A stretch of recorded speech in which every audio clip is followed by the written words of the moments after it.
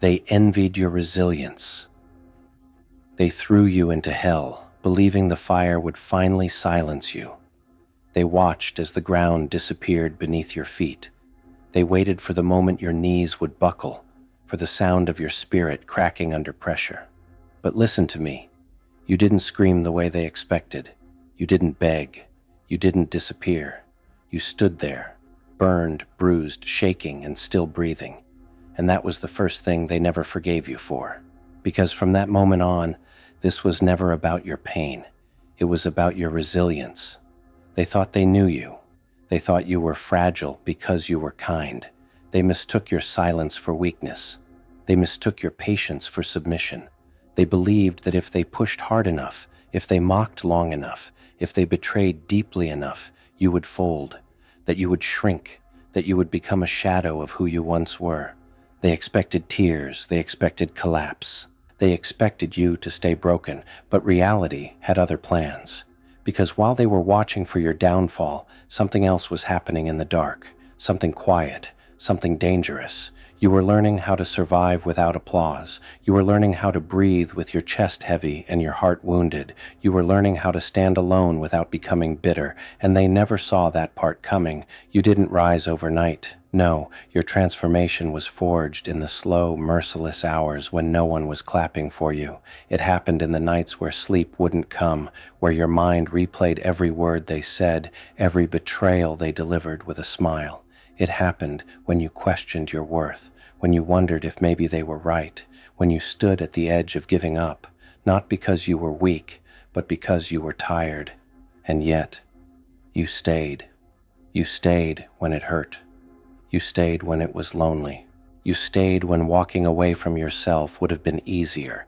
That's where the fire began, not the loud kind, the quiet kind that burns steadily, patiently, until it reshapes everything it touches. You started shedding versions of yourself that were never meant to survive this chapter, the version that needed approval, the version that over-explained, the version that tried to save people who enjoyed watching you bleed.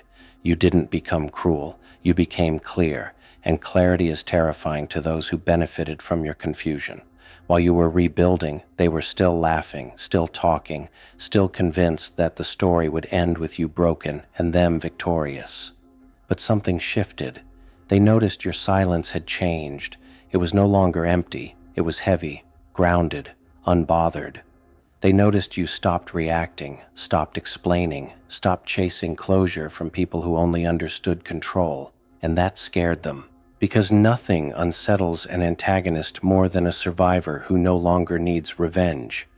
Did they really think you would stay on the floor forever? Did they believe the same storm that nearly destroyed you wouldn't teach you how to command thunder? You didn't just survive the chaos. You studied it. You learned its patterns. You learned yourself. And when you rose, you didn't rise angry. You rose untouchable.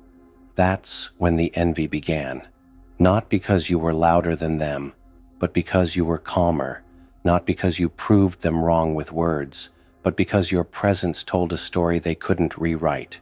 You walked differently now, not rushed, not desperate, anchored. Your eyes no longer searched the room for validation. Your heart no longer begged to be chosen. You had already chosen yourself, and they felt it.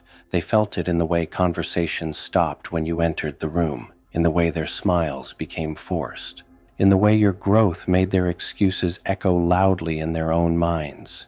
You became a mirror they didn't want to look into, because your resilience exposed their cowardice, your healing exposed their stagnation, your peace exposed their chaos. You see, strength doesn't always roar. Sometimes it whispers, "I survived what was meant to destroy me." You stopped proving, stopped explaining, stopped carrying guilt that was never yours. And in doing so, you reclaimed your power. They tried to remind you of who you used to be, but you were already gone. They tried to reopen wounds, but you had learned how to scar without bleeding. You didn't win by defeating them. You won by becoming unreachable, and that was the moment they truly lost. Let me ask you something. Do you know why they envy your resilience? because they saw how close you were to breaking. They saw the weight you carried. They saw the unfairness, the isolation, the injustice. And they know, deep down, they wouldn't have survived it. They know they would have quit where you endured. They know they would have hardened where you evolved. They know they would have become bitter where you became wise. Your resilience reminds them of everything they avoided becoming. And that realization is unbearable.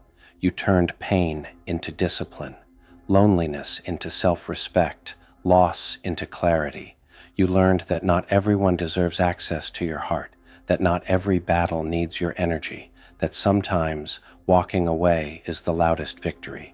You stopped announcing your next move. You let results speak. You let peace protect you. And now you stand in a place they can't reach, not because you built walls, but because you built standards. There were moments, be honest, when you almost gave up. Moments when staying soft felt foolish. Moments when revenge seemed easier than growth.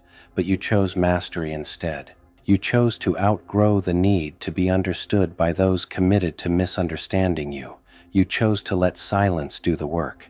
You chose to heal so deeply that their opinions no longer had permission to live rent-free in your mind. That choice changed everything. You became steady in a world addicted to chaos, focused in a world desperate for distraction, whole in a world that profits from broken people. And that is why they envy you. They still watch from a distance, still compare, still wonder how you did it. But they will never understand the nights you cried in private, the strength it took to forgive yourself, the courage it took to keep going without guarantees. They see the crown, but they don't see the battlefield. They see the calm, but they don't see the storm you survived. And you don't need them to, because you are no longer here to be validated. You are here to be fulfilled. You carry yourself with quiet authority now, not loud, not arrogant, grounded. Your energy speaks before you do. Your boundaries protect what your heart rebuilt. Your resilience has become your signature. And the most powerful part? You're not done. This isn't the end of your story. This is the chapter where you stop shrinking and start expanding. They may envy your resilience, but you earned it. With tears, with patience, with discipline, with courage. So stand tall, not for them, but for you. Let them wonder. Let them regret. Let them stay where they are. You've already moved on, and the fire that once tried to consume you, it answers to you now. You are not what they tried to break. You are what survived, and that is unstoppable.